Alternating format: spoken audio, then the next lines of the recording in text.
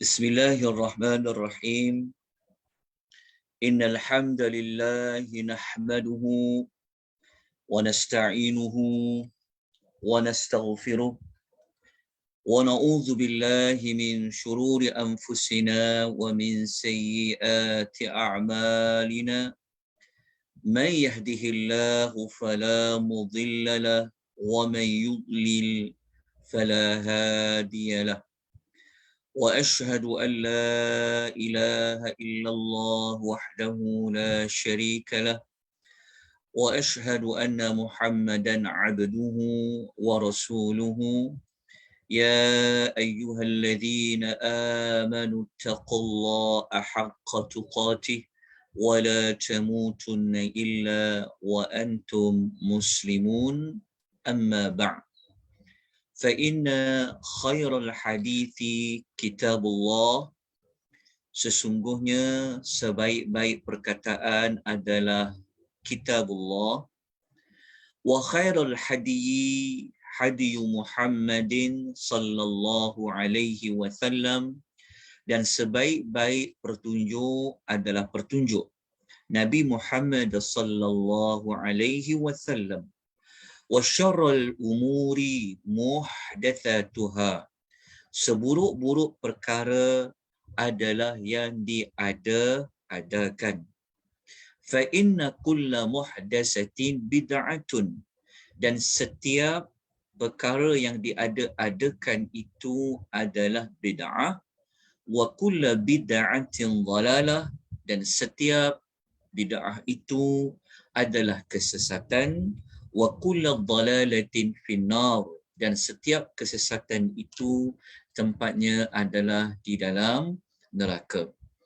Alhamdulillah, muslimin dan muslimat rahimani wa rahimakumullah. Assalamualaikum warahmatullahi wabarakatuh. Alhamdulillah, pada pagi Jumaat ini seperti yang kita rancangkan, kita bersyukur sebanyak-banyaknya kepada Allah Subhanahu Wa Taala. Kita dapat bertemu buat kali yang keempat, siri yang keempat pada membincangkan bab yang ke-14, iaitu bab al-iqtisad fi ta'ah, bab bersederhana dalam melakukan ketaatan, ataupun bab tidak berlebih-lebihan di dalam kita melakukan ketaatan. InsyaAllah pada pagi ini, seperti yang telah kita maklumkan pada minggu lepas, pagi ini kita akan menyambung bacaan hadis bernombor 8, hadis nombor 8 di dalam bab yang ke-14 ini. Hadis nombor 8 adalah hadis yang diriwayatkan daripada Abi Juhaifah Wahb bin Abdillah radhiyallahu anhu. Sama tak buku dia? Yang mana kata Abi Juhaifah 14 dia kata Nabi sallallahu alaihi wasallam telah mempersaudarakan di antara Salman dengan Abu Darda. Maksudnya Nabi SAW telah menyatukan hubungan di antara orang-orang yang berhijrah yang digelar Al-Muhajirin dengan orang yang mendiami bumi Madinatul Al-Munawwarah yang disebut istilahnya adalah Al-Ansar. Kita sedia maklum, setelah Nabi SAW berhijrah, sahabat-sahabat pergi berhijrah, meninggalkan kampung halaman mereka di Makkatul Mukarramah. Mereka sehelai sepinggang, mereka tidak mempunyai apa-apa. Maka apabila sampai di bumi Madinah, maka Nabi SAW memperkukuhkan hubungan orang yang berhijrah dengan penduduk Madinah seperti mana Nabi SAW telah mempersaudarakan di antara Salman dengan Abi Darda radhiyallahu anhu. Jadi ini adalah cerita dua saudara. Dua saudara bukan bermakna saudara kerana dia adik-beradik. Saudara di sini lebih khusus, bukan sekadar saudara kerana dia itu Islam, tetapi dia ada hubungan yang istimewa, iaitu dipersaudarakan. Maksudnya salah seorang ni dia anggap seperti saudara kandung dia sendiri. Yang mana kalau kita baca sejarah, ada antara sahabat yang masyhur, dia dapat saudara dia, seperti mana Nabi pernah mempersaudarakan Abdul Rahman bin Auf dengan Sa'ad bin Rabi'. Ini cerita yang masyhur. Kerana kisah Abdul Rahman bin Auf ni seorang yang kaya raya, seorang sahabat yang pandai berniaga. Jadi apabila dia masuk bumi Madinah, maka kawan dia, saudara yang telah Nabi satukan ini, namanya Sa'ad bin Rabi', telah membantu Abdul Rahman bin Auf dalam berniaga contoh. Begitu juga Nabi pernah mempersaudarakan sahabat namanya Ja'far bin Abi Talib dengan Mu'az ibnu Jabal. Nabi pernah mempersaudarakan Huzaifah ibnu Yaman dengan Al-Hattad At-Tamimi. Itu contoh-contoh sahabat yang dipersaudarakan. Dalam kitab Sirah An-Nabawiyah ada mengatakan dekat 100 orang dipersaudarakan. Ada kata 90. Kalau 100 orang tu maknanya 50 orang yang berhijrah, 50 penduduk asal Madinah. Yang dipanggil golongan Al-Ansar. Itu sekadar perincian ringkas tentang apakah maksud Nabi SAW mempersaudarakan antara Salman dengan Abu Darda. Oleh kerana Salman ni dia dah jadi seperti saudara kandung kepada Abu Darda, maka dia pun pergi menziarahi Abu Darda. Masa dia sampai dekat rumah Abu Darda, ia disambut oleh isteri Abu Darda yang digelar dengan Ummu Ad-Darda. Kalau suami dia panggil, kerana ayah dia panggil Abu. Kalau mak dia panggil Ummu. Jadi hadis itu disebut ketika Salman sampai di rumah Abu Darda, Salman bertemu terlebih dahulu dengan isteri Abu Darda yang digelar Ummu Darda.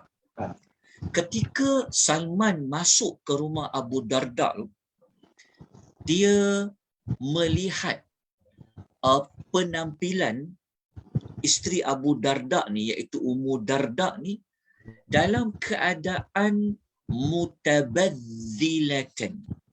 Mutabazzilah ni maknanya dalam keadaan dia nampak macam, kata orang nampak macam selekeh lah, dalam dia berpakaian lusuk. Tuan-tuan dan perempuan, kita tahu kan, orang perempuan ni kalau dia dalam rumah macam mana, kalau dia bersiap-siap nak keluar rumah macam mana, Masya Allah kan. Jadi Abu Darda ni, dia bukan masalah dia seperti orang yang berada dalam rumah yang biasa, tapi dalam keadaan dia berpakaian lusuk. Dalam dia nampak macam tidak berseri dia ni. Tak terurus. Salman nampak ketika dia sampai ke rumah Abu Darda. Apabila dia sampai, dia tanyalah dekat Ummu Darda tu. Dia tanya apa? Dia kata, "Masya'nuki? Engkau ni kenapa? Nampak macam tak berseri-seri, nampak macam serabut je." Itu contohlah bahasa mudahnya. Okey. Lalu Ummu Darda pun jawab. Dia jawab apa? Dia kata, akhuka Abu Darda'i laitha lahu hajatun fid dunya.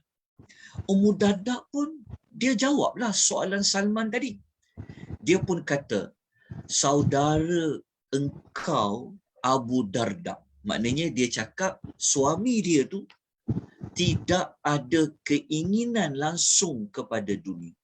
Maknanya Ummu Darda ni dia cakap, dia kata, Salman, kau tengok saudara kau tu, suami aku tu, Abu Darda tu, dia dah macam tak nak dah dunia ni. Faham tak? Seolah macam dia nak buang dah dunia ni.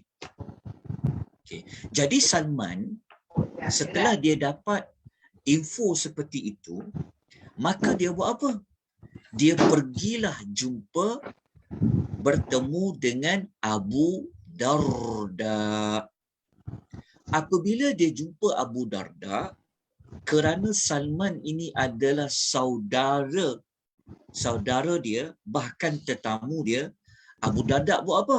Fasana'a lahu ta'aman. Dia pun hidangkanlah makanan kepada Salman. Ketika mana Abu Darda menghidangkan makanan kepada Salman, Abu Darda pun dia cakaplah. Dia kata, kul fa inni shaimun. Dia kata dekat Salman, hang makanlah. Dia kata, aku ni puasa ni, dia kata. Dia cakap kat Salman, Abu Darda cakap, kau makanlah ya, aku ni puasa.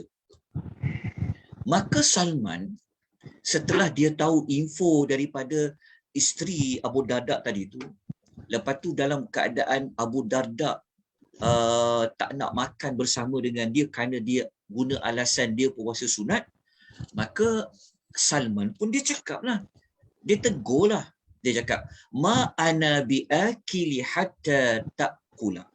Salman kata, aku tak nak makan kalau kau tak nak makan bersama aku.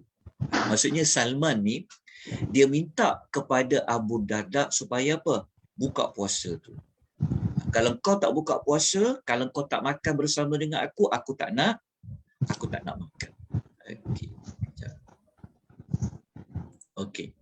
Sekejap ya. Oh. Okey. Oh, ada bunyi-bunyi ke? Ada dengar bunyi ke apa? Tuan-tuan dan puan dengar tak suara saya? Dengar Ustaz. Dengar tak? Dengar Ustaz jelas. Saya tak dengar. Oh, sekejap. Oh, okey, baru saya dengar suara orang. Masya Allah, mohon maaf ya. Tak. Sekejap. Tuan-tuan dengar tak suara saya? Dengar Ustaz. Oh, Dengar jelas, alhamdulillah. Oh, saya termute dekat saya punya headphone. Saya macam tak dengar. Oh, tu tak dengar. Alhamdulillah. Mohon maaf ya. Mohon maaf banyak-banyak. Saya pun tak perasan ada yang terbuka mikrofon. Tak apalah ya. Kita saling ingat mengingatilah ya. Kadang-kadang memang tak perasan kita terbuka dekat audio tu. Okay, terima kasih kepada sahabat yang mengingatkan rakan-rakan kita yang lain ya. Okay, kita saling bermaaf-maafalah. Okay, kita nak cerita pasal persaudaraan ni. Okay. Jadi kita sambung lagi cerita dia. Jadi Salman tadi dia macam tak seronok lah tengok keadaan Abu Darda ni, sebab tadi kan isteri dia cakap kepada Salman, dia kata apa, Abu Darda ni macam dah tak nak fikir dunia dah, macam dah langsung tak nak ambil tahu dah pasal dunia ni. Okey. Jadi Salman pun tegurlah Abu Darda tadi dengan dia minta Abu Darda tu buka puasa. Puasa apa? Puasa sunat lah. Kau buka puasa, kau makan dengan aku, baru aku nak makan. Maka Abu Darda tadi, dia dengar nasihat Salman tu. Fa'akala. Dia pun makanlah. Maksud kalau dia makan tu, dia pun berbukalah. Okay. Pada waktu malam pula, pada waktu malam, Salman ni, dia nampak Abu Darda ni dia tak tidur. Dia buat apa? Yaqumu. Dia buat qiyamul lail. Dia pergi solat malam lah. Sampai waktu malam. Lepas tu, Salman tegur. Salman kata, nam. Salman kata, tidur. Fanama. Kemudian, Abu Darda ni bagus dia dengar cakap Salman tadi. Lepas tu dia pun tidur lah. Selepas Salman kata, kira baru permulaan malam kan. Salman nampak Abu Darda dia tak tidur. Dia nak solat malam. Abu Darda kata, tidur sekarang? Abu Darda pun tidur. Lepas tu, tak lama kemudian, bangun semula Abu Darda, dia nak qiyamul lail. Salman kata apa? Salman kata, hampir tidur sekarang ni. Lepas tu, Abu Darda pun buat apa? Dia pun tidur. Faham tak cerita dia? Tak lama kemudian, sampailah kepada penghujung malam yang terakhirlah. Kita ambil contoh, mungkin tadi mula-mula dalam pukul 10 lah ke contoh kan. Abu Darda tak nak tidur, dia solat. Kata Salman tidur, dia pun tidur. Tak lama kemudian naik pukul 12 tu, bangun semula Abu Darda. Salman nampak, Salman kata, kau tidur, dia pun tidur balik semula. Saya sebut contoh ni nak bagi faham saja. Hadis tu dia tak sebut pukul berapa ke pukul berapa. Lepas tu sampai kepada penghujung malam, contohnya pukul 4 lah, contoh. Maka Salman pun dia gerakkan Abu Darda bangun. Masa tu Salman kata, qumil an. Salman tadi dia cakap kepada Abu Darda, sekarang bangun. Dia kata, sekarang bangun. Dia gerakkan Abu Darda bangun tu pada hujung malam dia. Kenapa? Kerana nak buat solat malam lah. Bukan kerana Salman dia tak bagi Abu Darda solat malam. Solat malam ni kan Masya Allah sangat besar kelebihan dia. Tapi Salman nak ajar dekat Abu Darda, jangan tak tidur. Dah hujung malam, bangun. Tapi Abu Salman bukan sekadar dia larang Abu Darda tu semata-mata. Dia pun sebenarnya bangun juga solat malam. Bukan dia suruh Abu Darda bangun, aku nak tidur, kau sembahyanglah. Tak. Salman dia gerak Abu Darda, dia pun solat sama-sama. Fasallaya jami'an. Maka kedua-duanya solat. Cuma kita tidak diberitahu dalam hadis ni macam mana Salman dengan Abu Darda tu solat. Nabi cuma kata kedua-duanya solat. Adakah Abu Darda jadi imam, Salman jadi makmum ke? Ataupun Abu Darda sembahyang sendiri-sendiri, Salman sembahyang sendiri-sendiri. Wallahu ta'ala alam. Tapi Nabi kata mereka kedua-duanya solat di akhir malam itu. Faqala lahu Salman. Selepas daripada itu, Salman pun dia memberikan nasihat kepada Abu Darda. Apa nasihat Salman kepada Abu Darda? Dia kata, inna li rabbika alaika haqqa. Pertama, Abu Darda bagi nasihat pertama, dia kata, sesungguhnya Allah Ta'ala mempunyai hak ke atas kita, ke atas kamu. Maknanya Salman nak bagi tahu Abu Darda, dia kata, dalam hidup kita ni, kita ada ruang hak Allah kita kena tumpu. Maksudnya Salman dia nak kata dalam hidup ni, dia kata hak Allah kita kena beri. Maksud dia kata ada masa kita dengan Allah, hak Allah perlu kita tunaikan. Lepas tu Abu Darda Salman cakap lagi, wa inna li nafsika alaika haqqa. Lepas tu Salman kata pula, diri kau sendiri itu pun ada hak. Maksudnya Salman nak bagi tahu bahawa engkau kena jaga juga tubuh badan engkau, rehat engkau, waktu tidur engkau. Hak tubuh badan kau tu pun sebenarnya diri kau tu pun ada hak yang perlu kau tunaikan. Lepas tu yang ketiga, kata Salman, wali ahlika alaika haqqa. Dan ahli keluarga engkau tu jugalah engkau perlu tunaikan hak mereka. Ahli keluarga di sini kalau kita baca hadis tadi, pastilah ia maksudkan isteri Abu Darda. Seolah-olah Abu Darda ni dia abaikan isteri dia tu. Sampai ke isteri dalam keadaan dia jadi macam tak berhias, nampak macam lusuh pakaian dia, nampak macam nampak macam selekeh macam tu. Maka Salman tegur, Salman cakap 3 lah. Ada masa hak Allah kita kena tunaikan. Tubuh badan kau pun ada hak kau kena tunaikan. Ahli keluarga kau pun engkau berhak untuk menunaikan. Lepas tu penutup dia Salman berpesan kepada Abu Darda, fa'ati kulladhi haqqin haqqahu. Salman radhiyallahu anhu dia cakap apa? Dia kata, oleh kerana itu berilah hak kepada setiap pemiliknya.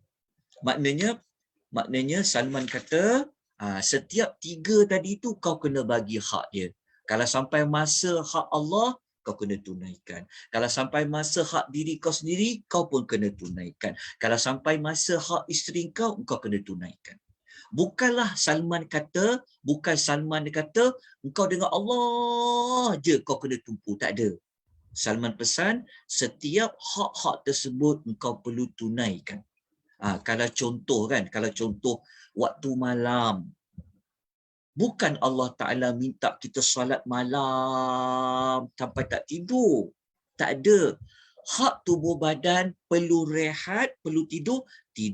Bagikan hak dia. Tapi hak Allah berilah juga. Ambil lepas tidur, bangun salat malam. Begitulah pesanan Salman kepada Abu Darda. Abu Darda ni pula, pada keesokan harinya, dia buat apa? Kalau kita baca dalam hadis tu, Abu Darda ni pun fa'ata an-nabiyya sallallahu alaihi wasallam fadzakara dzalika lahu. Maka Abu Darda ni, setelah dia melalui satu hari tu kan, daripada mula-mula hidang makan, Abu Salman minta buka puasa, teman dia makan. Lepas tu waktu dia nak tidur, Salman tak bagi solat, melainkan pada hujung malam. Maka Abu Darda ni dia mengadu kepada Nabi SAW tentang nasihat Salman tadi tu macam mana. Maka Nabi SAW memberi jawapan kepada Abu Darda, sadaqa Salmanu. Nabi kata, Salman tu telah berkata benar. Hadis riwayat Al-Bukhari. Maksudnya, Nabi nak kata, semua nasihat Salman tu betul. Okay, itulah hadis dia yang kita baca, hadis yang ke-8 dalam bab 14 ni. Apa yang tuan-tuan dapat belajar? Apa yang kita dapat ambil teladan daripada hadis ni? Pernah tak kita jumpa manusia yang kita jumpa manusia, dia buang semua dunia dia. Dia fokus akhirat aja. Sampai dia dah tak pedulilah hal rumah tangga dia. Dia tak ambil pedulilah tentang hal ehwal adik-beradik dia. Dia tak pedulilah. Yang duk fikir apa? Duk fikir akhirat je. Jadi kalau kita jumpa orang seperti itu, kalau kita jumpa ada orang dia telah insaf ke, dia nak berhijrah, dia buang semua kerja dia. Dia jual semua aset-aset dia. Dia jual harta dia. Langsung dia tak ada apa-apa. Itu sebenarnya perbuatan yang bertentangan dengan petunjuk Nabi SAW. Jadi kita boleh gunakan hadis Salman ini untuk dibacakan, untuk disampaikan kepada orang yang mempunyai sifat seperti itu. Ini sahabat Nabi ni. Berbanding dengan kita jauh kan darjat dia, tetapi benda salah tetap salah. Maka ini adalah sunnah Nabi SAW. Okay. Daripada hadis ni apa yang dapat kita belajar, tuan-tuan dan puan-puan? Okay, nombor 1. teladan yang pertama, okey, tuan catat ya. Okey, teladan yang pertama adalah, okey, nombor 1, kita semua disyariatkan untuk bersaudara di antara satu sama lain. Maknanya kalau macam dalam bentuk istilah ialah maksudnya kita disyariatkan menjaga hubungan persaudaraan itu kerana Allah. Contohnya kalau kita ada kawan, kita anggap dia macam adik kita, macam abang kita, macam kakak kita sendiri kan. Benda tu sangat digalakkan. Sangat digalakkan. Dalam masa yang sama, kita ambillah masa kukuhkan persaudaraan itu. Kita pergi ziarah dia, kita mungkin boleh menginap di rumah dia sebagai tanda apa? Hubungan persaudaraan tadi itu. Itu yang pertama. Yang kedua, kita sebenarnya diharuskan untuk kita bercakap dengan wanita yang bukan mahram kalau ada sesuatu kepentingan. Faham tak maksudnya? Salman, dia tidak ada hubungan mahram dengan Ummu Darda. Kerana Ummu Darda bukan ada hubungan adik-beradik kepada Salman. Maknanya Salman dengan Ummu Darda tu adalah bukan mahram Salman lah. Tetapi tadi kan kita belajar Salman bertanya kepada Ummu Darda, maknanya berlaku percakapan, dialog, menunjukkan bahawa kalau kita ada hajat, kalau kita ada satu kepentingan, ada benda nak tanya ataupun ada perkara yang perlu diperjelaskan, maka Islam membenarkan bercakap dengan wanita yang bukan mahram, begitulah sebaliknya. Okey. Nombor 2. Nombor 3, kita disyariatkan memberikan teguran, memberikan nasihat kepada sesiapa pun yang dia nampak seperti mengabaikan ajaran agamanya.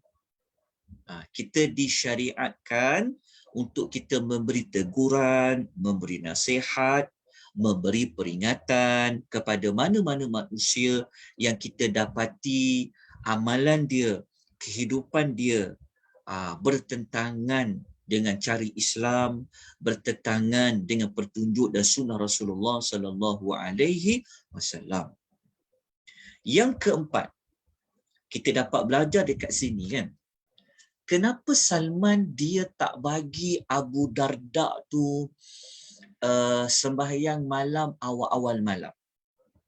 Kan 2 kali Abu Darda nak bangun salat malam.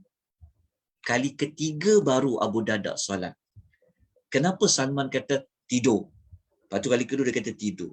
Menunjukkan kepada kita bahawasanya Salman sebenarnya dia nak ajar kepada Abu Darda ni adalah pada isu apa? Kalau kita bincang isu tentang keafdalian waktu, maknanya yang keempat yang dapat kita belajar adalah kelebihan membuat solat malam pada akhir malam.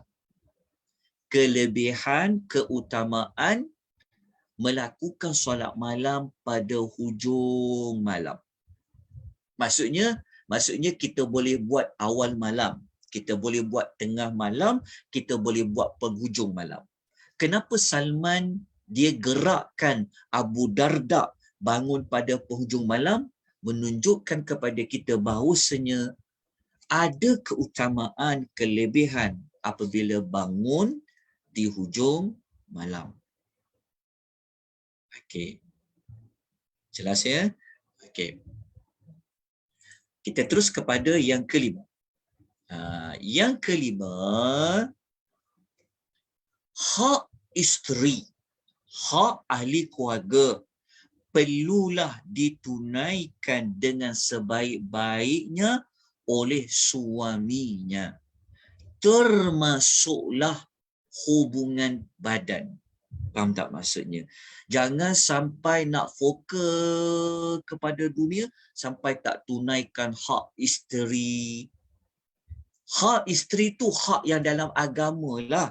Bukan hak isteri yang demandnya macam-macam. Bukan. Tapi hak yang wajib suami tu tunaikan lah. Termasuklah hak untuk, kalau kita sebut hak isteri, sebab mungkin juga ada isteri yang dia menghadapi isu suaminya tak nak bersama dengannya. Ada. Suami isteri tak nak bersama dengannya pun ada, suami tak nak bersama dengan isterinya pun ada. Memang ada kes. Maka hak isteri untuk bersama dengan isteri itu pun ada hak yang suami itu perlu tunaikan. Jadi kalau ada isu seperti ini, isteri boleh minta kepada suaminya.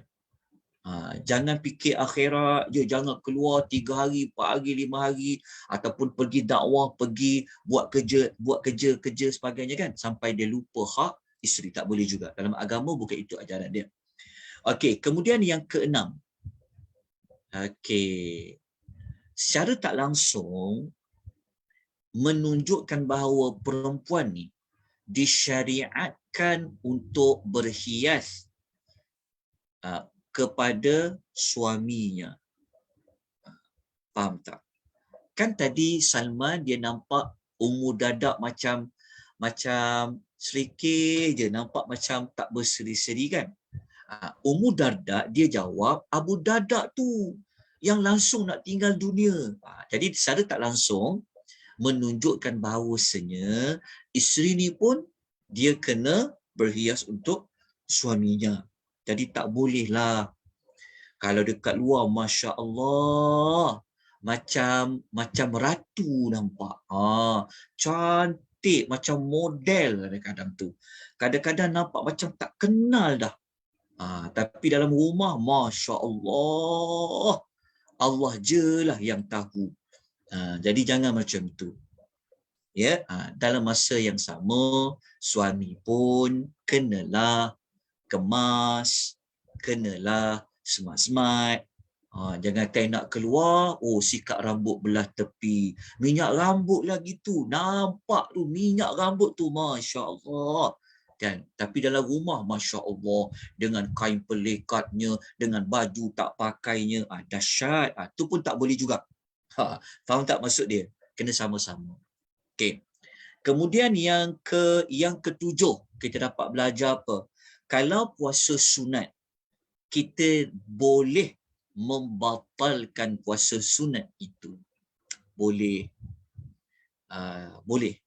Kalau kita puasa sunat, kita boleh membatalkan puasa ketika mana kita menerima tetamu. Lebih-lebih lagi kalau tetamu tu dia rasa tak seronok kalau tengok tuan rumah tu tak nak menjamah dengan dia.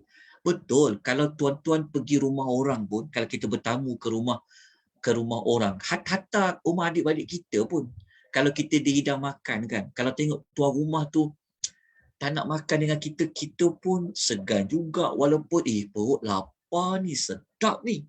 Tapi tengok tuan rumah tu macam puasalah pula, kita pun akan makan macam dengan kadar macam cukuplah makan. Padahal dalam hati tu, ya Allah, kalau ikutkan hati aku ni, licin makanan ni, kau kerja kan? Contoh. Jadi dalam keadaan macam tu, kita kena pandai. Okay, kalau kita dihadiri tetamu, kita puasa sunat, puasa tu panjang lagi pun, boleh ganti lagi, boleh buat lagi. Maka kita berbukalah. Ya, demi kita melayani tetamu. Kerana tetamu ni, dia termasuk dalam ajaran Islam ya. Dia masuk dalam ajaran Islam. Okey, kemudian kita pergi kepada perkara yang ke-8. Okey, perkara yang ke-8 yang boleh kita belajar dekat sini adalah kita dibenarkan ya untuk melarang manusia lain daripada buat amal-amal yang sunat.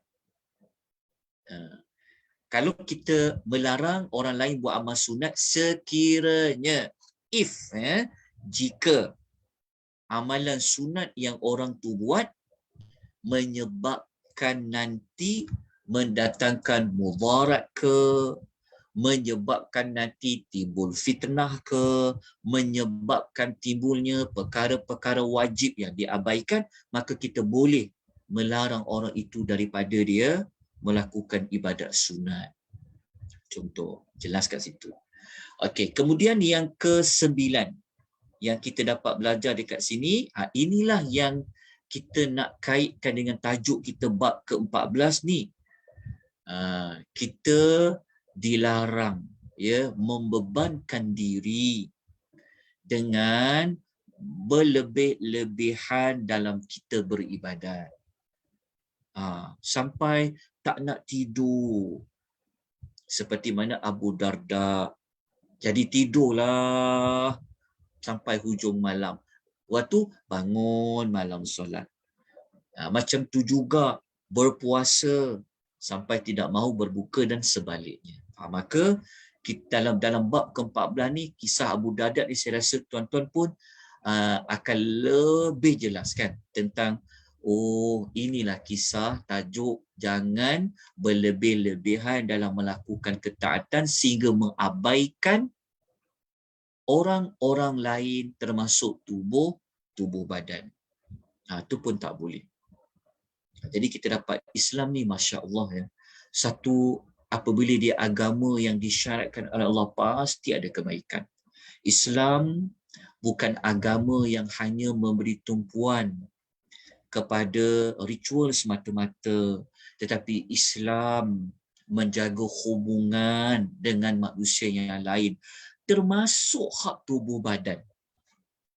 Termasuk hak tubuh badan. Kita tak macam ajaran agama lain. Kalau agama lain tu sampai nak cucuk-cucuk badan kan kita tahu kan isu-isu ada agama lain kan punya nak hapuskan dosa, cucuk badan, mudaratkan badan dia.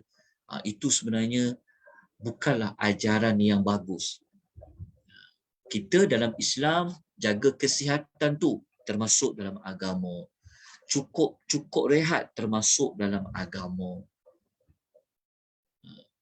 Termasuklah menjaga kepentingan orang di sekeliling. Okey, kita teruskan ya. Kita teruskan dengan hadis yang ke-9. Okey, kalau ada pertanyaan nanti tuan-tuan boleh nanti saya buka audio pada tuan-tuan ya kalau ada pertanyaan. Okey. Jadi kita teruskan kepada hadis yang ke-9. Hadis ke-9 ni pun dia akan menambahkan lagi kita penjelasan dia. Sebab dia terus pergi kepada kisah dan contoh yang lebih memahamkan kita. Kalau sebelum ni kita nampak macam umum je kan. Kita nampak macam Nabi kata tak boleh ekstrim dalam beribadat. Dia akan ditimpa kebinasaan. Tapi kita tak dapat contoh dia. Apabila kita baca hadis 8 tadi, kita dapat contoh. Nanti kita baca hadis sekarang ke-9, insya-Allah kita akan dapat lebih contoh dia.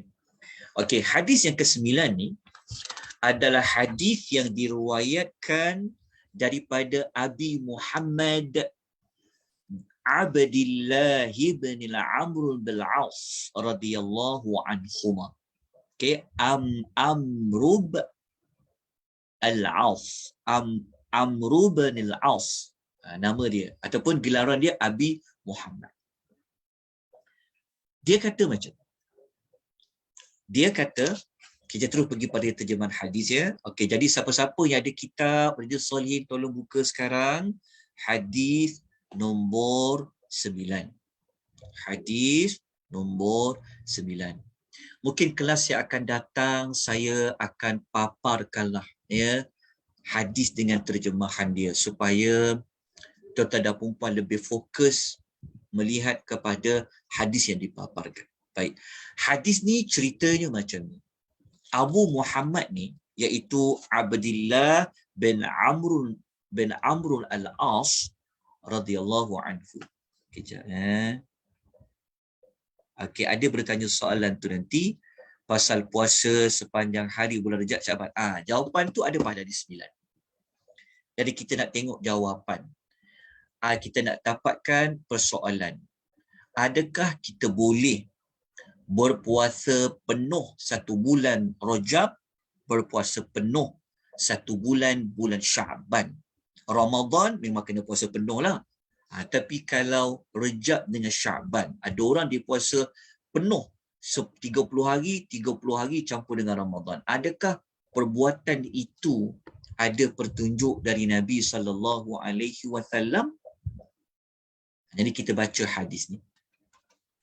Kita akan tahu jawapan dia. Hadis ke-9 ni, Abu Muhammad itu namanya Abdullah bin Amr bin al-As. Susah sebut nama dia. Okey.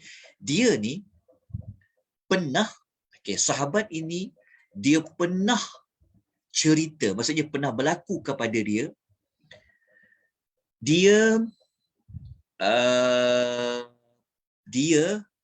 pernah meluahkan, dia pernah berkata, dia kata, demi Allah, aku nak selalu puasa pada siang hari dan aku nak bangun pada waktu malam selama aku hidup. Sahabat ini, dia pernah bercakap. Maksudnya, apa yang diluahkan itu, apa azam dia tu, didengari oleh orang lain lah, oleh sahabat lain. Mula-mula Nabi tak tahu. Jadi sahabat ni dia bercakap lah. Mungkin pada sahabat yang lain. Kan? Lepas tu cerita dia nanti disampaikan kepada Nabi. Jadi dia ceritalah, dia kata dulu, dia kata, aku pernah berazam. Aku nak puasa je tiap-tiap hari. Sepanjang hari aku nak puasa je, dia kata. Lepas tu aku nak solat malam je, dia kata. Selama mana aku hidup. Kemudian Rasulullah SAW bertanya kepada sahabat ni. Nabi bertanya tu Nabi nak dapatkan penjelasan. Nabi kata, antallazi taqulu dzalika? Nabi tanya, engkau ke yang ada cakap seperti itu? Apa dia? Yang cakap nak puasa sepanjang hari. Nak puasa sepanjang hari, lepas tu nak apa? Nak solat sepanjang malam. Tiap-tiap hari macam tu nak buat. Jadi apabila Nabi dengar sebenarnya isu ini, maka Nabi dapatkan dulu kesahihan cerita tu. Engkau ke yang cakap macam tu? Maka sahabat ini dia pun cakap lah. Dia kata pada Nabi SAW, dia kata ya. Dia kata ya, memang aku ada cakap macam tu. Lepas tu dia kata, bapa dan ibuku menjadi tebusan engkau, wahai Rasulullah. Seolah-olahnya sahabat ni dia terima apa saja yang Nabi nak tegur pada dia, kan? Dia nak serahkan diri dia pada Nabi SAW. Okey. Lalu Nabi pun pesan dekat dia. Okey, tuan-tuan ya. Hadis ni tuan-tuan, hadis sebenarnya dia panjang. Panjang tu maknanya apa? Dia ada macam pelbagai riwayat. Tapi kita kena baca semua supaya kita akan dapat satu cerita yang lengkap. Jadi sahabat ni, Nabi tegur dia. Nabi cakap apa pada dia? Nabi kata la tastati'u dhalika. Nabi cakap pada dia, Nabi pesan pada lelaki ni, Nabi pesan pada sahabat ni, Nabi kata, kau memang tak akan mampu buat macam tu. Sebab lelaki ni dia berazam, dia kata, sepanjang aku hidup ni, dia kata, aku nak puasa, aku nak apa? Aku nak solat, dia kata. Dia kata sepanjang hidup dia. Sedangkan hidup kita ni kan, kita tahu kan, Ada masa umur kita berubah, tenaga kita berubah, kan? Jadi ketika mana Nabi dengar sahabat tu cakap macam tu, Nabi kata, engkau memang tak akan mampu nak puasa setiap hari, engkau nak solat sepanjang malam, kata engkau tak akan mampu, kata Nabi.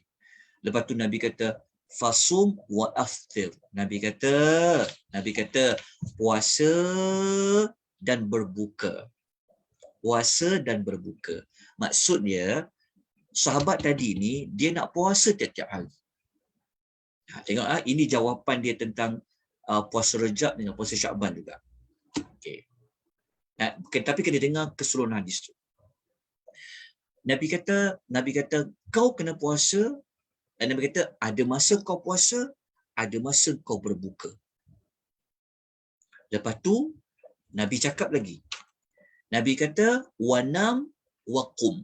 Nabi kata ada masa kau tidur, ada masa kau kena bangun. Lepas tu Nabi cadangkan dekat sahabat ni tentang puasa.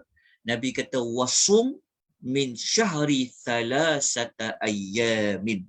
Nabi kata puasalah 3 hari setiap bulan. Okay, Nabi mengusulkan kepada sahabat ni setiap bulan puasalah 3 hari. Lepas tu Nabi menyebutkan kelebihan puasa 3 hari setiap bulan tu, kata Nabi, fa innal hasanata bi ashri amsalha. Nabi kata ini kerana satu kebaikan akan digandakan dengan 10 gandaan. Lepas tu Nabi kata kesimpulannya nanti engkau berpuasa macam puasa setahun. Faham tak maksud dia? Maksudnya macam ni. Faham baik cerita dia. Okay. Sahabat ni tadi kan dia cakap dia nak puasa selagi dia hidup, dia nak puasa setiap hari. Okay, faham cerita dia kan? Dia nak puasa setiap hari. Maknanya setahun tu lah dia nak puasa. Kalau Ramadan tu kita tak nafikan lah. Tapi dia nak puasa tiap-tiap hari. Maknanya 365 hari lah. Kan dia nak puasa. Nabi cakap, kau takkan mampu, kata Nabi. Lepas tu Nabi memberikan usul. Nabi bagi cadangan. Nabi kata, kau puasalah 3 hari setiap bulan. Kalau kau puasa 3 hari setiap bulan, engkau akan dapat pahala kiraan dia macam kau puasa setahun. Kerana satu kebaikan Allah gandakan menjadi 10. Tengok bijaknya Nabi. Sebab sahabat tadi, dia nak puasa tiap-tiap hari, maknanya macam setahun dia nak puasa. Kan? Tapi dia puasa tiap-tiap hari. Tapi Nabi cakap, kau takkan mampu puasa tiap-tiap hari macam tu. Tetapi Nabi bagi cadangan. Nabi kata, puasa 3 hari setiap bulan, seolah-olah macam setahun. Maksud dia, kalau sahabat ni, dia terima usul macam Nabi tadi, maksudnya dia tak apalah puasa tiap-tiap hari. Dia cuma puasa 3 hari bulan Rabiul Awal, 3 hari dalam bulan Rabiul Akhir, 3 hari bulan Jamadil Awal, 3 hari bulan Jamadil Akhir. Setiap bulan lah. Nabi kata macam puasa setahun. Okay. Macam mana dikira puasa setahun tu? Puasa 3 hari. Ingat ya, Nabi tak sebut 3 hari tu hari ke berapa. Kena faham hadis ni dulu. Ya, maksudnya para ulama gunakan hadis ni nak mengatakan puasalah mana-mana hari di dalam bulan-bulan Islam tu cukup 3 hari. Maknanya boleh selang-selang, boleh berturutan. Tapi yang paling terbaik kita tahu 13, 14 dan 15 lah. Tapi bukan bermakna Nabi suruh puasa, Nabi cadangkan dekat sahabat ni puasa 13, 14, 15. Nabi bagi usul. Kalau nak dapat puasa macam setahun orang berpuasa, setahun tu maksudnya tiap-tiap hari lah. Macam dia berpuasa, kata Nabi, cukup 3 hari je buat setiap bulan puasa. Macam mana boleh jadi macam tu? Kerana macam ni. Formula dia, kalau kita puasa 3 hari setiap bulan, kita kali 3 hari darab 12 bulan. Bersamaan berapa hari? Berapa hari tuan-tuan perempuan? 3 hari kali dengan 12 bulan. Berapa hari ke semua hari? 36. Okey, 36 hari. Okey. 36 hari ya. Kita darab dengan 10. Maka kita akan dapat 360. 360. 360 itulah bilangan hari dalam setahun. Jelas tak? Allah. Formula itu jugalah yang terpakai kepada puasa 6 di bulan Ramadan. Kan Nabi kata, siapa dah puasa Ramadan, lepas tu dia tambah 6 hari bulan Ramadan, dia akan dapat puasa macam setahun. Macam mana boleh jadi macam setahun? Kiraan dia adalah 30 hari Ramadan campur 6 hari bulan Syawal, dah jadi 36 hari. Kalilah dengan 10, dapatlah 360. Itulah puasa seperti setahun. Okey, tetapi dalam isu ini, Nabi nak bagi solusi kat sahabat tadi yang dia betul-betul berazam nak puasa tadi.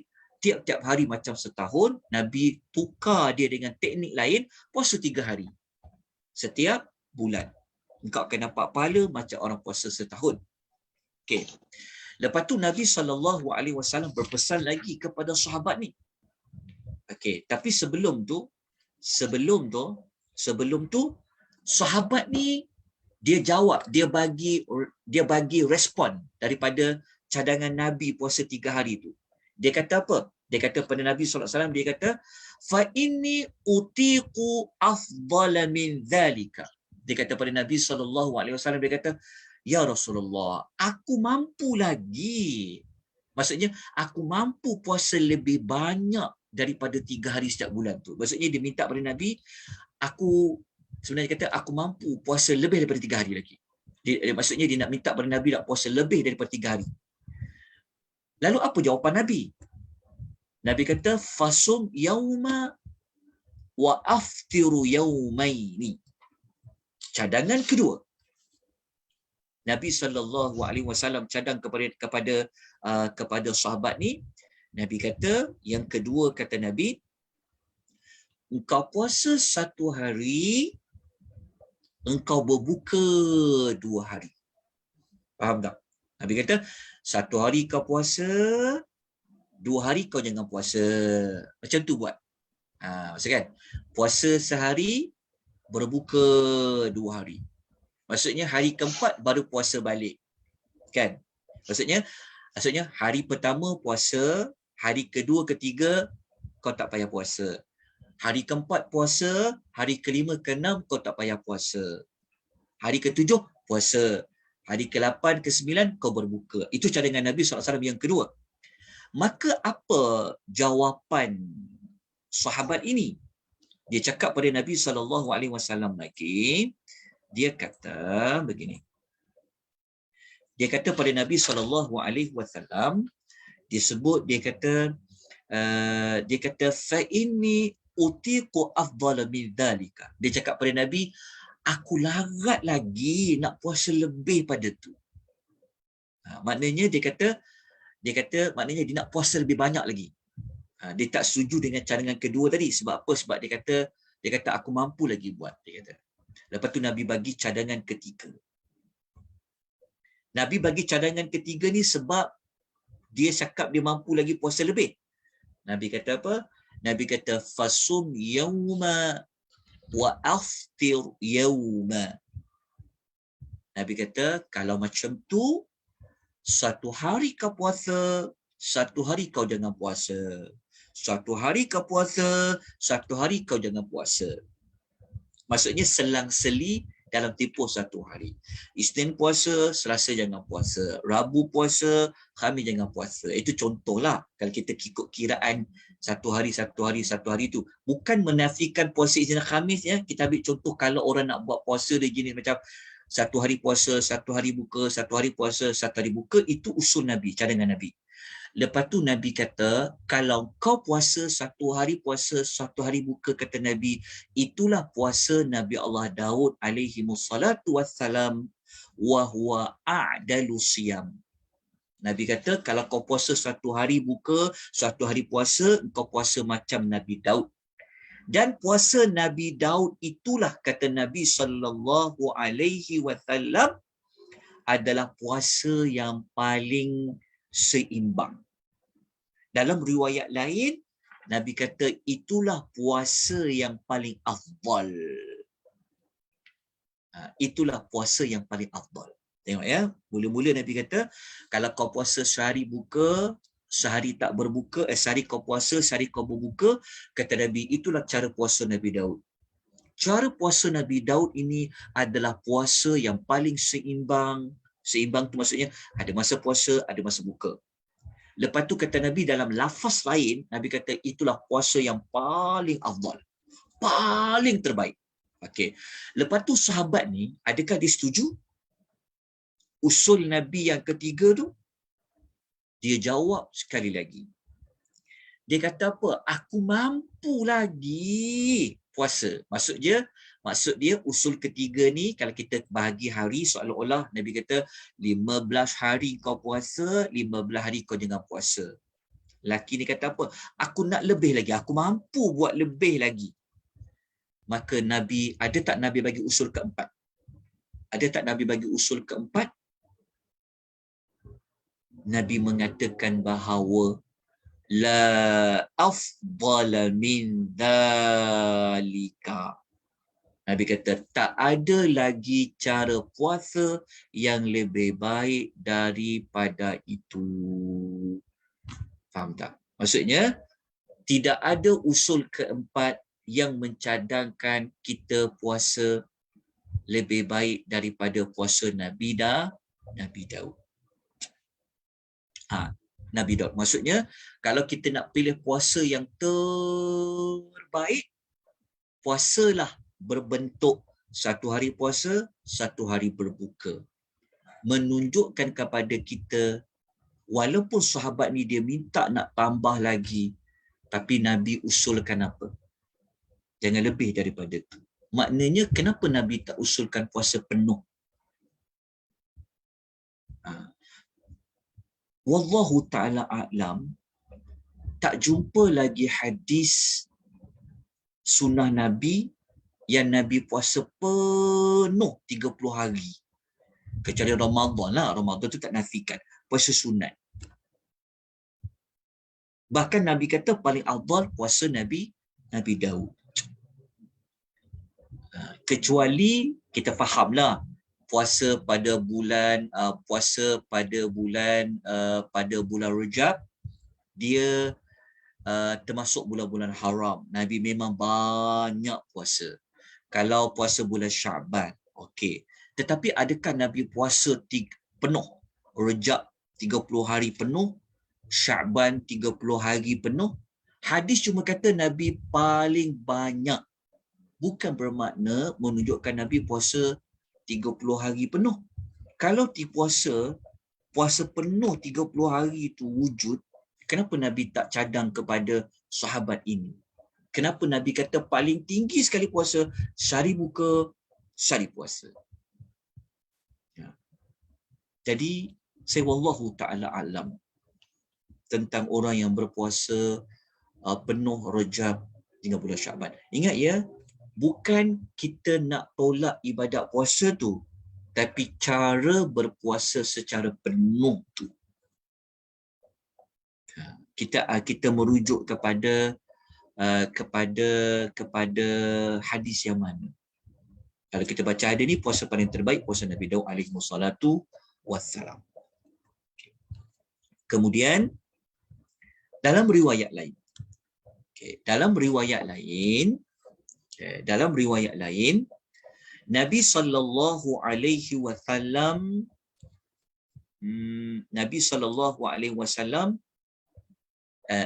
dalam riwayat kedua, kita kena tulis kat situ sebab dia banyak cerita dia. Lafaz yang lain, dalam riwayat yang lain, sahabat ni sebenarnya dia sahabat ni dalam riwayat lain dia cerita dalam kisah lain lah. Dia kata ketika mana Nabi SAW bertanya kepada dia, betul ke apa yang diberitahu kepada aku bahawa engkau selalu berpuasa pada siang hari dan bangun solat pada waktu malam hari? Dalam riwayat kedua ni kita jumpa jawapan macam mana Nabi tahu kisah sahabat Abu Amru bil Al-As ini. Macam mana Nabi tahu? Rupa-rupanya Nabi diberitahu. Ada orang sampaikan cerita tu kepada Nabi. Jadi Nabi tanya ke? Betul ke? Aku ada orang bagi tahu ni, engkau nak puasa pada siang hari, kau nak bangun solat pada malam hari. Sahabat ni kata, benar, ya Rasulullah. Maka Nabi pun tegur, janganlah kau buat macam tu.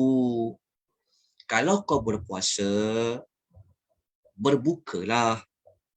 Kalau kau nak bangun, engkau tidurlah juga. Lepas tu Nabi memberikan penerangan. Kenapa Nabi cakap, kalau puasa, ada waktu berbuka. Kalau tidur, kalau nak solat, kalau nak bangun malam, ada waktu tidur. Kenapa? Nabi sebut justifikasi dia. Nabi kata, kerana tubuhmu mempunyai hak ke atas dirimu. Kedua matamu pun mempunyai hak ke atas dirimu. Kenapa Nabi kata mata? Mata kan nak berehat, penat kan? Okay, lepas tu Nabi cakap lagi, isterimu mempunyai hak ke atas dirimu. Bahkan tetamumu mempunyai hak ke atas dirimu. Kita dapat lebih penjelasan dia. Sebab tu kita kena baca riwayat ni sampai habis hadis. Kita kena baca hadis sampai habis. Okay. Menunjukkan apa? Buat ibadat tidak melampau, tidak berlebih-lebihan sampai sakit tubuh badan, sampai tak tidur, sampai isteri diabaikan, sampai tetamu pun diabaikan. Ya. Sebab tu kalau kita belajar pasal tetamu ni, ya Allah, ramai orang abaikan kadang-kadang. Dia mungkin tak belajar kok adab-adab dengan tetamu. Lepas tu ada tetamu ni, kalau waktu kadang-kadang, tambah lagi kalau tetamu tu mak dan ayah kita. Lagi berat. Jadi kita kena pandailah macam mana nak susun. Okey, kemudian Nabi bagi cadangan. Dan Nabi kata, cukuplah bagimu puasa 3 hari pada setiap bulan. Nabi kata, sesungguhnya pada setiap kebaikan engkau akan dapat 10 kali lipat ganda. Sesungguhnya puasa macam tu sama macam puasa setahun. Okey, ni kita dapat penjelasan tadi. Okey, kita baca riwayat lain. Kita baca lafaz lain. Lelaki sahabat ni, dia jawab. Dia kata, ya Rasulullah, aku ada kekuatan nak puasa lebih lagi. Dia pun jawablah. Dalam riwayat tu, Nabi pun jawab. Nabi kata, berpuasalah macam puasa Nabi Allah Daud dan jangan melebihi macam puasa Nabi Allah Daud. Dalam lafaz, dalam hadis yang ini pula, Nabi tak sebut puasa tu macam mana. Cuma Nabi sebut puasa macam Nabi Daud. Jangan lebih daripada puasa Nabi Daud. Sahabat ni pun dia tanyalah, macam mana puasa Nabi Daud itu dilakukan? Nabi SAW bersabda, Nabi kata, puasa Nabi Daud ni adalah puasa setengah tahun. Faham tak maksud puasa setengah tahun? Macam mana jadi setengah tahun? Kalau tadi kita belajar mula-mula hadis Lafaz yang pertama, Nabi kata puasa macam Nabi Daud, sehari berbuka, sehari berpuasa. Tapi hadis ni pula, puasa Nabi Daud adalah puasa setengah tahun. Kalau 1 tahun tu, setengah tahun tu puasa, setengah tahun lagi buka. Macam mana tu? Samalah formula dia macam kalau 1 hari berbuka, 1 hari berpuasa, nanti setahun tu jadi setengah lah, betul tak? Selang-seli. Selang-seli. Dia akan jadi puasa setengah tahun lah. Itu jawapan Nabi SAW kepada para sahabat ni. Maknanya kalau kita, maknanya tak ada puasa 365 hari. 360 hari. Tak ada. Sebab Nabi kata itu puasa yang paling terbaik. Okey, lepas tu lafaz hadis yang ketiga. Okey. Lafaz hadis ketiga ni kita kena baca sebab lafaz hadis ketiga ni dia ada maklumat yang tak ada pada lafaz pertama, dalam riwayat pertama dengan riwayat kedua. Dalam riwayat ketiga ni Nabi SAW bertanya kepada sahabat ini, betul ke apa yang diberitahu kepada aku bahawa engkau berpuasa, engkau nak berpuasa setahun dan nak baca Quran setiap malam. Di sini ada satu pertama maklumat. Rupa-rupanya sahabat ni dia berazam nak khatamkan Quran, nak baca Quran setiap malam. Baca Quran dekat situ maknanya dia nak khatamkan setiap malam. Macam mana nak khatam Quran setiap malam? Agak-agak. Nabi dengar, Nabi tanya, lepas Nabi dapat kepastian memang betul orang itu adalah sahabat ini, maka Nabi SAW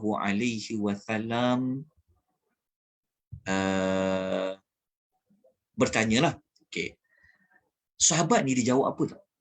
Ni satu jawapan yang kadang-kadang ada orang guna jawapan. Dia cakap dekat Nabi, betul ya Rasulullah? Okey, saya bacakan dalam bahasa Arab dia. Dia kata pada Nabi, dia kata kejap ya. Dia sebut dalam matan hadis tu, dia jawab, dia kata bala ya Rasulullah. Dia kata ya Rasulullah, betul. Akulah memang nak buat macam tu. Lepas tu dia kata lagi walam urid bidzalika illa khaira. Dia jawab apa? Dia kata aku nak buat macam tu. Dia kata aku nak buat macam tu melainkan tujuan baik. Nampak tak dia kata? Kejap tuan-puan ya, saya minta sekejap.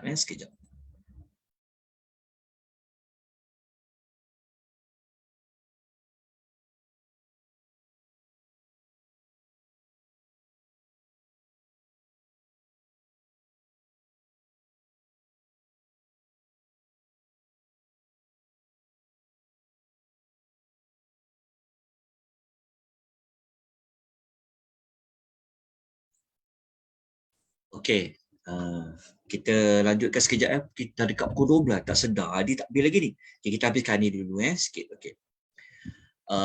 Sahabat tadi ni, dia jawab apa dekat Nabi? Okey tuan-tuan.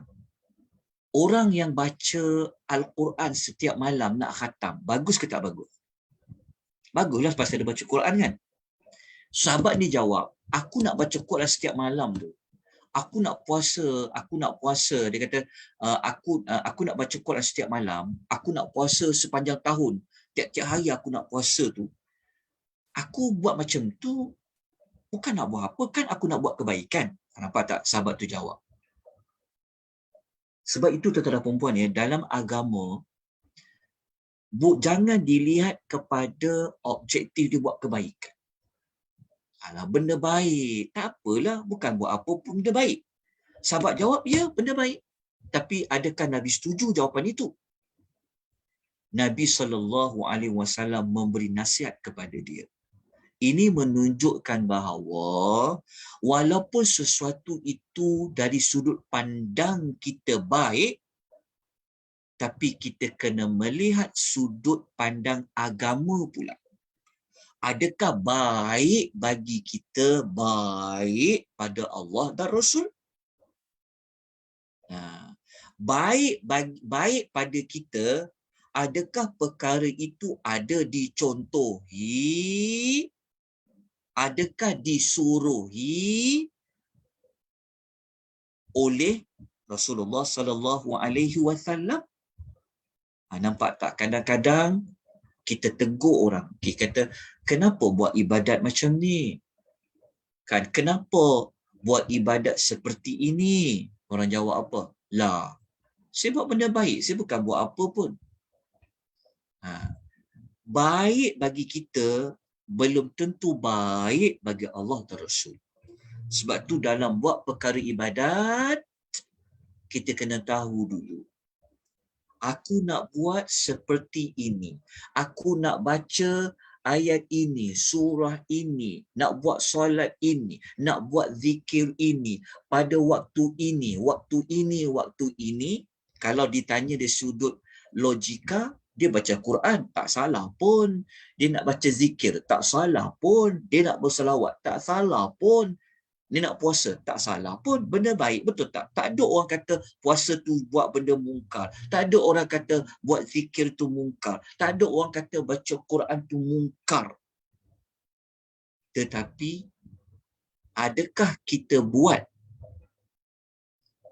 Adakah kita kata baik itu baik pada agama? Itu timbul persoalan. Maka Nabi SAW tegur sahabat ni. Nabi kata apa pada dia? Puasalah macam puasa Nabi Allah Daud. Kerana dialah orang yang paling rajin beribadat. Kita dah tahu dah tadi puasa Nabi Daud macam mana kan? Lepas tu Nabi kata, khatamkanlah Al-Quran sekali pada setiap bulan. Ini dalil yang boleh digunakan kalau kita nak kempen orang khatam Quran, kita ambil dulu sebulan sekali. Bayangkan sahabat Nabi tu, agak-agak dia baca Quran cair tak? Lancar tak dia baca Quran? Sahabat kalau baca Quran, mestilah lancar. Kan? Mesti fasih. Tapi, Nabi tak suruh pun tiap-tiap hari. Tiap-tiap malam khatam. Tak. Tapi Nabi kata, khatamkanlah sekali setiap bulan. Lepas tu sahabat ni, dia cakap, wahai Rasulullah, dia kata, aku mampu khatamkan lebih cepat dari itu. Nabi pun kata, bacalah Al-Quran, iaitu khatamkanlah Al-Quran setiap 20 hari sekali. Okey, Nabi cepatkan lagi. Mula-mula sebulan, lepas tu Nabi cadangkan, okey, buat dalam setiap 20 hari, kau khatam. Sahabat ni jawab, aku mampu lagi nak khatamkan Quran lebih cepat daripada 20 hari itu. Maka jawab Nabi SAW, bacalah Al-Quran sampai khatam 10 hari sekali. Nabi cepatkan lagi. Okay, kalau macam tu kata Nabi, setiap 10 hari engkau khatamlah Quran. Sahabat ni jawab apa? Ya Rasulullah, aku mampu lagi laju. Aku mampu lebih awal lagi daripada 10 hari itu. Maka Nabi SAW memperkatakan, bacalah khatam Al-Quran setiap 7 hari sekali dan jangan lebih daripada 7 hari. Bukan jangan lebih pada 7 hari. Maknanya jangan engkau kurang daripada 7 hari. Maknanya Nabi letak dekat sahabat ni, paling cepat nak khatam Quran 7 hari sekali. Faham tak maksud dia? 7 hari sekali. Nabi cakap dekat para sahabat ni. Maknanya Nabi tak bagi dia baca, Nabi tak bagi dia khatam Quran 6 hari, Nabi tak bagi dia 5 hari, 3 hari. Menunjukkan apa? Sebenarnya Nabi tak nak nampak agama ni membebankan. Nabi tak nak apabila kita buat dengan cara paksa, Sebab ingat, kita kan ada emosi, kita kan ada hati, ada perasaan, betul tak? Kita kan ada perasaan. Tak sepanjang waktu kita akan seronok, betul tak? Tak sepanjang waktu kita suka. Itulah nasihat Nabi yang Nabi nak bagi. Tapi sahabat ni, Nabi cakap dekat dia. Nabi kata, kalau kau nak buat macam tu juga, nanti kau akan diberi umur yang panjang. Maksudnya Nabi ni cakap, Nabi kata nanti kau tahulah kalau kau dah sampai umur panjang. Faham tak maksudnya? Maksudnya Nabi nak bagi tahu makin lama kan, kalau kita makin umur panjang, makin lemah, kita makin tak larat. Jadi Nabi pesan awal. Sebab tu Nabi suruh buat benda dalam agama ni sebenarnya sederhana. Sebab apa? Sebab sebenarnya kalau kita belajar tajuk istiqamah, masih ingat lagi tak tajuk istiqamah? Sebenarnya dalam masa yang sama yang tersiratnya, Nabi nak suruh buat satu benda tu dalam keadaan kita mampu. Kalau kita mampu, kita boleh berterusan buat. Kita tak terputus buat amal tu. Sebab apabila umur panjang, menunjukkan apa? Kita akan makin hari, kita akan makin lemah. Lepas tu Nabi anjurkan dalam bentuk sederhana tadi. Lepas tu tuan-tuan dan puan yang dirahmati oleh Allah Subhanahu Wa Taala, dalam riwayat yang lain ni sama je seperti hadis-hadis yang sebelum ni. Tetapi kita nak tengok hadis lafaz yang lain tu. Ada lafaz yang lain tu, Amru bin Al-As radhiyallahu anhuma ni, dia pernah cakap, dia kata, ayah aku pernah menikahkan aku dengan seorang wanita yang bangsawan, seorang wanita yang darjat dia mulia. Lepas tu ayahku selalulah monitor apa? Monitor menantunya. Maksudnya ayah Abdillah ni lah, iaitu Al-Amru bin Al-As ni, dia selalu pantau anak dia. Dia nak tengok anak ni macam mana dia jaga menantu dia ni. Okey. Dan ayah dia ni pula pernah selalu bertanya kepada menantu dia, lepas tu isteri kepada Abdillah ni, tentang suami kau macam mana kepada engkau. Lalu isteri dia pun cerita, dia kata suami dia ni, dia kata seolah-olah dia cakap dekat bapa mentua dia tu, dia nak kata anak ayah ni baik sangat. Cuma sejak dia mendatangi kami ni, maksud dia kata sejak dia kahwin tu, dia kata dia belum pernah mendatangi kami. Sebenarnya hadis ni nak menyebut suami dia ni sebenarnya tak ambil peduli pun tentang hubungan badan antara Abdillah tadi dengan isteri dia, sampai mengabaikan hak isteri dia tadi tu. Okey. Lepas tu cerita tu tadi dibawa kepada Nabi sallallahu alaihi wasallam. Lepas nak dibawa isu kepada Nabi, Nabi panggil sahabat ni. Nabi kata dekat bapa dia tu, bawa anak kau jumpa aku. Kemudian sahabat ni pergilah jumpa Nabi sallallahu alaihi wasallam. Nabi tanya dekat dia, macam mana kau puasa? Lelaki ni jawab, aku puasa setiap hari. Nabi tanya, macam mana kau khatamkan Quran? Dia cakap, atuk aku khatam Quran setiap malam. Faham tak maksud dia? Patutlah dia tak mendatangi isteri dia. Sebab apa? Kalau tiap-tiap hari puasa. Lepas tu kalau malam pula baca Quran nak khatam, bila dia ada masa dengan isteri dia? sehingga dia tidak melakukan hubungan badan dengan isteri dia. Setelah itu Nabi SAW pun memberikan cadangan seperti mana yang telah kita baca sebentar tadi. Yang panjang tadi kita baca lafaz 1, lafaz 2, lafaz 3 sampailah kepada lafaz yang ini. Okey, hadis ni diriwayatkan oleh Al-Bukhari, juga diriwayatkan oleh Imam Muslim. Jadi tuan-tuan dan puan, kita tidak sempat untuk membincangkan teladan apakah pengajaran yang kita boleh ambil daripada hadis ni. Ada lebih kurang hampir 20 teladan yang kita boleh ambil daripada hadis ni. Hadis kisah Abdullah bin Amr bin Al-As ini radhiyallahu anhuma. InsyaAllah minggu depan kita akan tamatkan bab yang ke-14 ini, iaitu dengan kita memulakan membincangkan pengajaran daripada hadis yang ke-9 ini. Kemudian kita terus pergi kepada hadis yang ke-10, hadis yang ke-11 sehinggalah kepada hadis orang bernazar.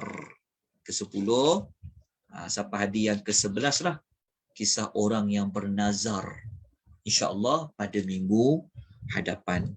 Jadi saya mohon maaf, waktu agak suntuk, dah hampir pukul 12 tengah hari. Jadi ada sebarang persoalan tak yang dapat yang ingin tuan-tuan bertanya? Kalau saya mampu jawab, saya jawab. Kalau perlu huraian yang lebih lanjut, mungkin saya jawab pada kuliah yang akan datang. Okay, ada sebarang pertanyaan, pertambahan? Silakan. Ustaz, bermakna yang 13, 14, 15 hari bulan tiap-tiap bulan tu tak semestinya lah kalau 3 hari kita nak ambil pada hari-hari yang lain. Maksudnya apa? Tak faham. Maksudnya? Yang 3 hari sebulan kita puasa tu tak semestinya pada 13, 14 dan 15. Iya, tidak semestinya, tidak maksudnya tidak semestinya kena 13, 14 dan 15. Kenapa kita cakap macam tu? Kenapa? 3 hari sebab apa tu? Sebab mungkin badan kita tak boleh menaikkan serentak macam tu. Okey. Lagi alasan yang lain tu?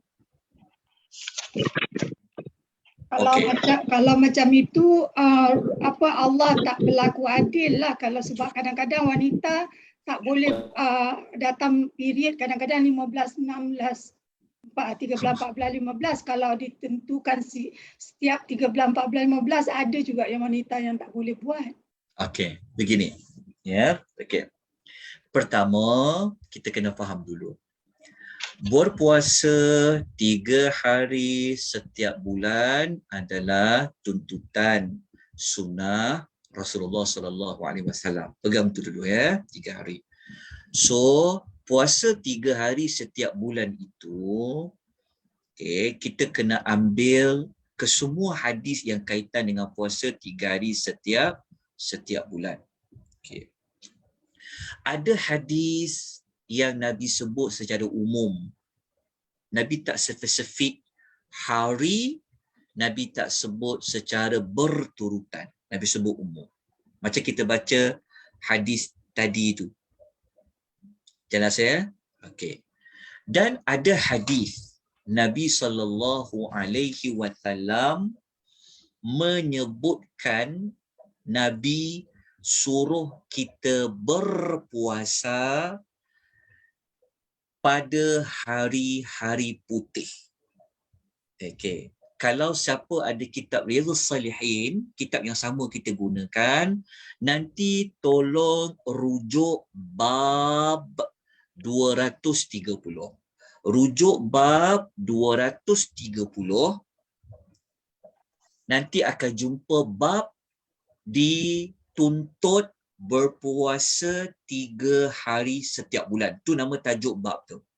Dan dalam bab itu, tuan-tuan akan menemui ada 7 hadis berkaitan dengan kelebihan berpuasa 3 hari setiap bulan.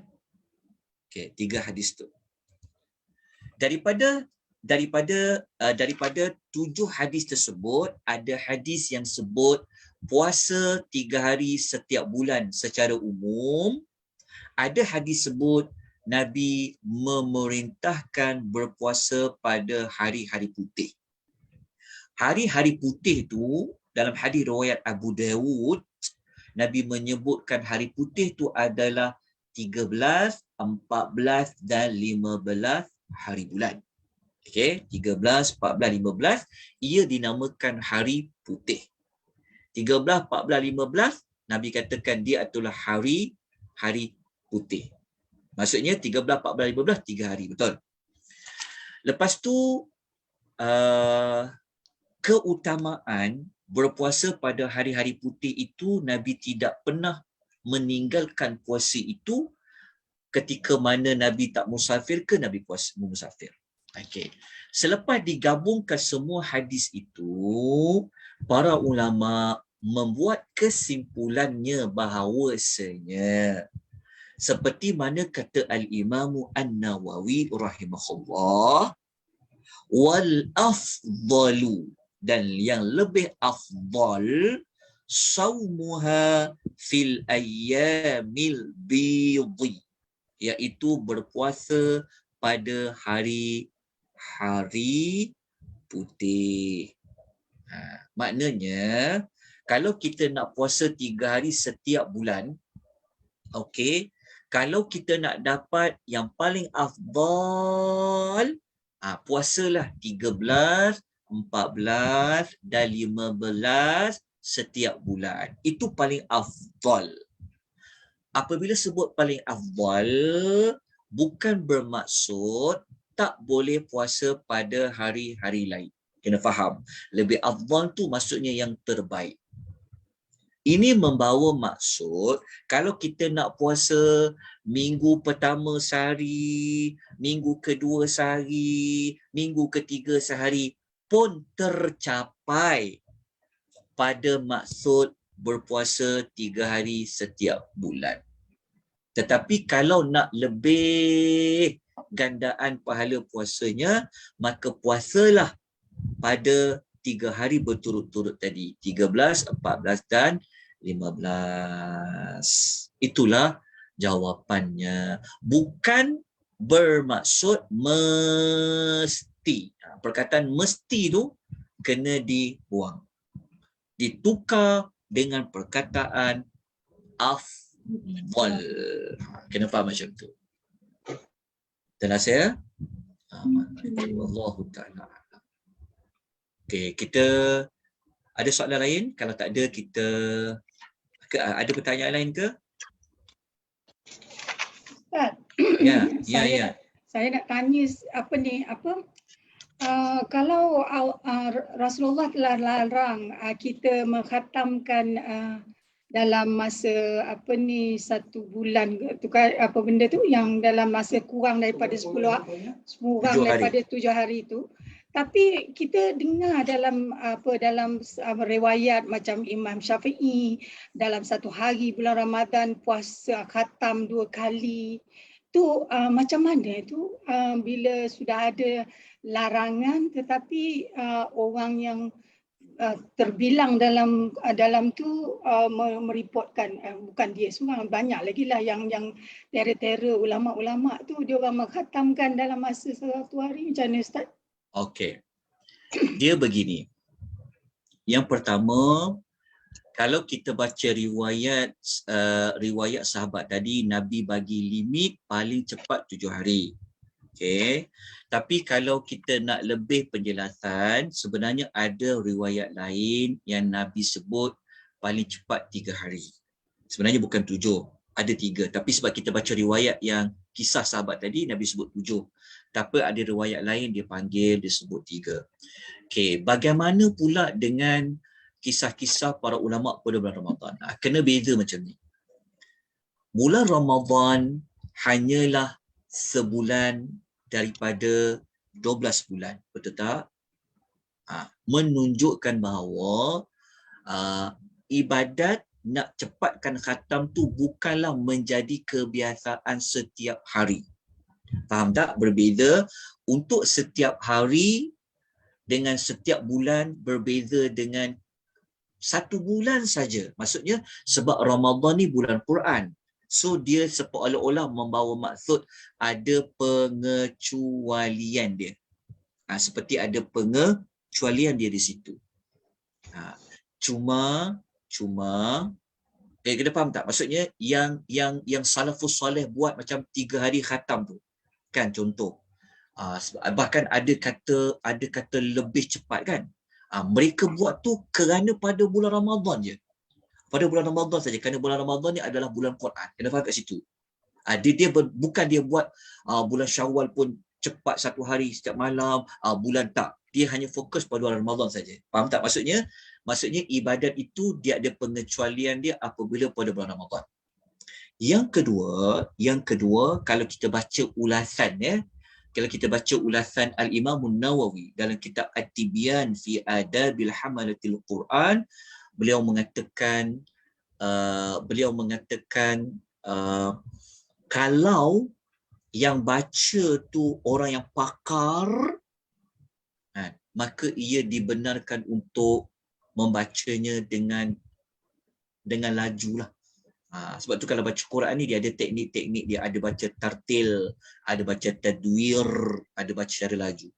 Ya, kesimpulan dia bahawa apa yang diriwayatkan tentang ulama salaf tu sebenarnya ia bukanlah ibadat yang mereka buat menjadi kebiasaan, tetapi kerana ia bulan Ramadan, ya, kerana dia bulan Quran, maka mereka mempergiatkan membaca Al-Quranul Karim. Maksudnya dia ada pengecualian pada bab itu. Wallahu ta'ala alam. Tapi kita sebagai seorang awam, kalau kita nak nasihat pada orang, kita gunakan benchmark dia, hadis tu ataupun hadis jangan lebih 3 hari. Sebab kita orang awam memang tak akan dapat kejar bacaan kita selancar orang-orang dahulu. Lepas tu kena ingat pula, kita kena imbang dengan keperluan kita. Kita bukan melainkanlah kalau kita ni tak ada siapa-siapa, faham tak? Ayah dah tak ada, mak dah tak ada, keluarga pun tak ada. Kalau macam kita seorang-seorang aja, betul tak kan? Tak ada tanggungjawab lain kita perlu buat kan? Masa tu dibenarkan untuk baca secara laju. Maksudnya khususlah baca Quran. Tu kita kena imbangkan juga dengan konteks, dengan suasana. Tapi kalau macam kita memang bacanya teragak-ragak bacanya kan, kita bukan orang yang fasih dalam membaca, sebab takut nanti tersalah sebut ha tukar ha ke, ha simpul tukar ha ke, maka kita orang awam kita ambil pendekatan paling laju pun kita ambil lah. Kalau macam kita ni kita ambil lah sebulan sekali ke khatam. Kalau tak mampu, buatlah 2 bulan sekali ke. Wallahu ta'ala a'lam bissawab. Okey. Kita jumpa insya-Allah pada minggu hadapan. Kita ucapkan jazakumullahu khairan kepada penganjur kita Datuk Nurul atas penganjuran majlis ilmu kita setiap Jumaat pagi ini, juga kepada tetamu puan yang selalu mengikuti kuliah hadis ini ya, atas sokongan, nasihat, pandangan terhadap perempuan. Jadi saya mohon maaf ya jika penyampaian saya ada banyak kelemahan dari sudut jawapan saya, penerangan saya dan sebagainya. Saya mohon maaf atas kesalahan dan kesilapan, kekurangan. Kalau saya ada tersalah cakap, tersalah jawab, saya mintalah tuan-tuan yang dengar pengisian ini tolong betulkan. Ya, tolong bagi nasihat pada saya. Ya, jadi saya sangat berharap adanya teguran dan adanya nasihat bimbingan daripada tuan-tuan dan puan-puan. Jadi kita sudahi dengan tasbih kafarah dan suratul Asr. Subhanakallahumma wa bihamdika asyhadu an la ilaha illa anta astaghfiruka wa atubu ilaik. Wal 'asri